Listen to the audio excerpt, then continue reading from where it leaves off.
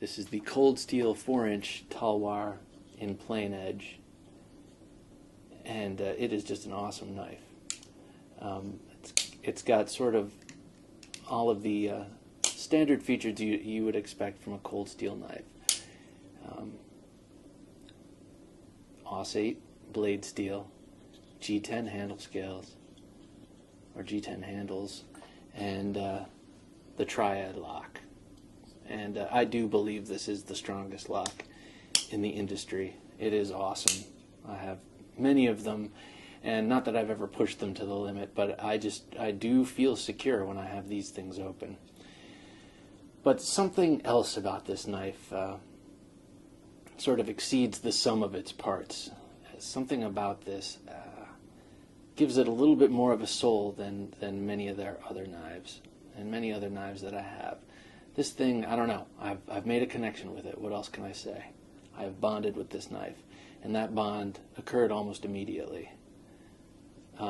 First of all, the ergonomics on this rival any Emerson in my collection. I have 7, and those Emersons are all awesome, don't get me wrong, but the ergonomics on this blade, I mean, it just melts into your hand. It really feels like a bone in your hand.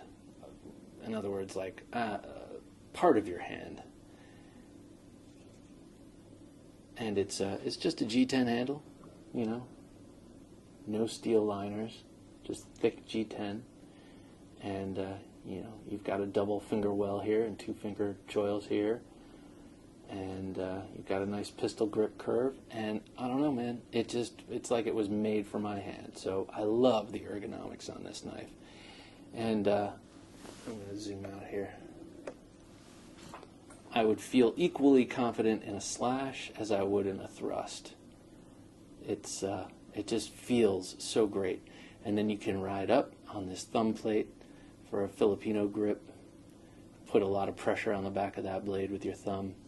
In reverse grip, you've got this awesome little thumb cap here. You can cap it with and make sure you don't slide down there. You've got the integral guard here. The handle is just spectacular. You've got a really nice thick lock here with this jimping that I would call ornamental if this were your only form of purchase on the handle.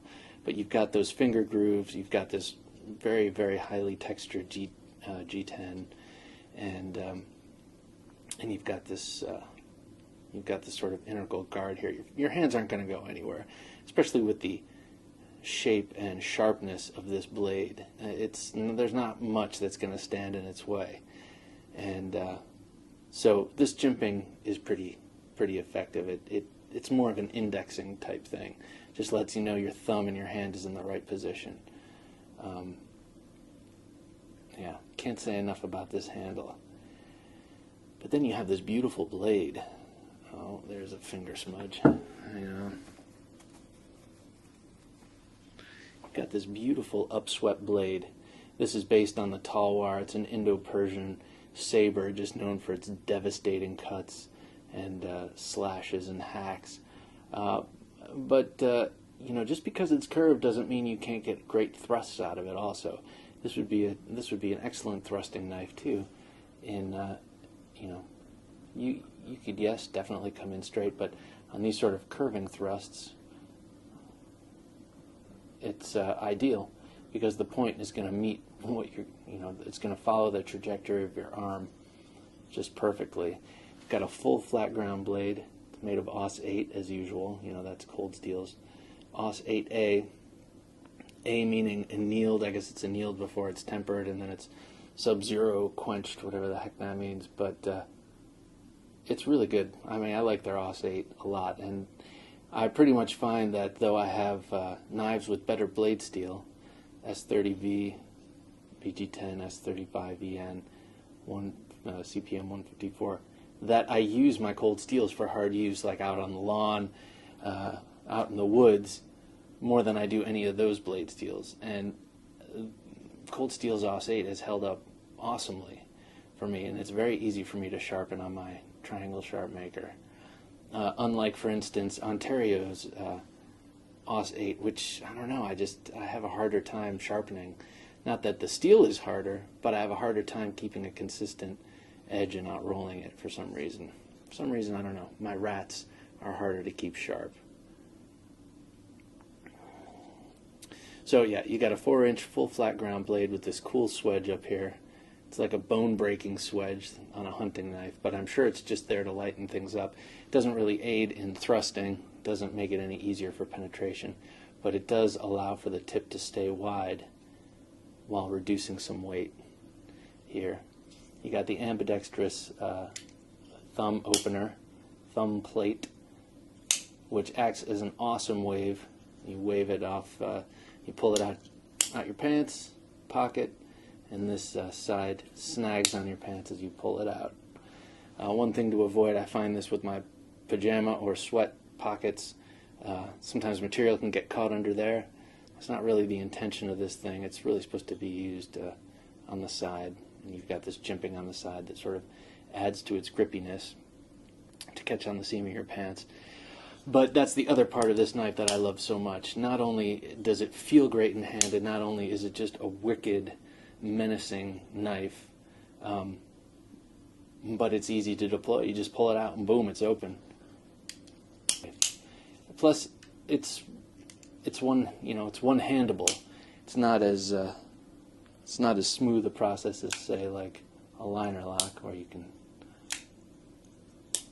But once that triad lock breaks in, you can open it and close it with one hand, because the ricasso is catches on your finger there, and it's not going to cut you unless you're riding way back. Just don't do that. I don't know. There's something comforting about knowing you can open and close your knife with one hand. Most knives you can do that these days. Oh man. So yeah, you've got you can put the pocket clip on the other side. You've got a lanyard hole. This knife, I wouldn't put a lanyard on this, but to each his own, as they say. So let me compare this to a couple of knives after I wipe it off. Man, I hate fingerprints on my blades. You got that. Let's see, what else can I show with it? This is kind of an obvious choice. Spyderco Persian.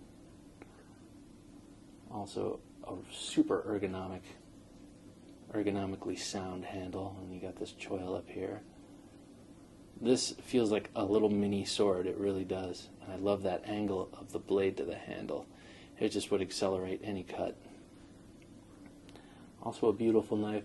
The upsweep of that Spyderco blade is almost enough to turn me off. Almost, but it's sort of like that girl who's exotic looking but kind of ugly, who's just, I don't know, kind of stops you in your tracks. It's kind of how I feel about this knife. And then, let's see, then we got this is another one that I kind of think it sort of fits in the same sort of genre. It's this, it's the Cold Steel Espada Large. And of course, size-wise, it dwarfs the Talwar, but it's got a similar spirit. You know, it's built for fighting. You know, it's not really much of a utility blade, though I'm sure it would excel and do very well. But this is not a knife you want to go camping and banging around with.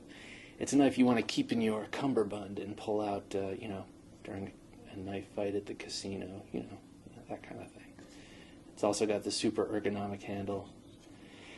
So when I look at this knife, I love this knife. And then I look at this knife, which I really love. I'm like, yeah, man, they do make a 5.5-inch version of the Talwar. Maybe you need to get that. Complete the family portrait here. I don't know. Maybe I will, maybe I won't. But I have a drawer full of large cold steel knives that I never use, that I just pull out and fondle. And, nothing wrong with that. Maybe my progeny, my future generations will use them, because I know I'm keeping them and I'm passing them down. I always got knives from my grandfather, and I always thought it would be cool to leave my grandkids when I'm dead and they come to my house and go through my possessions. One of my grandchildren, which I don't have yet, but one of my grandchildren will find my knife stash and be like, "Oh my God, I knew Grandpa was a knife nut, but oh my God, this is awesome."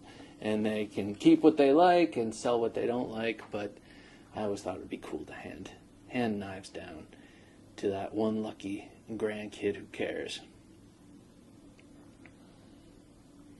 Anything else on this cold steel Talwar? I don't think so. I'm just going to wipe it down and give you one last slow motion close-up pass. Oh, it has tasted my blood the day I got it. It was on closing the blade, and I was lucky because it did not travel the full arc before it hit my finger, so it didn't do too bad. This same usual sanding down the G10 under the cold steel pocket clip. Talwar. It's awesome. Awesome knife. Highly recommend it.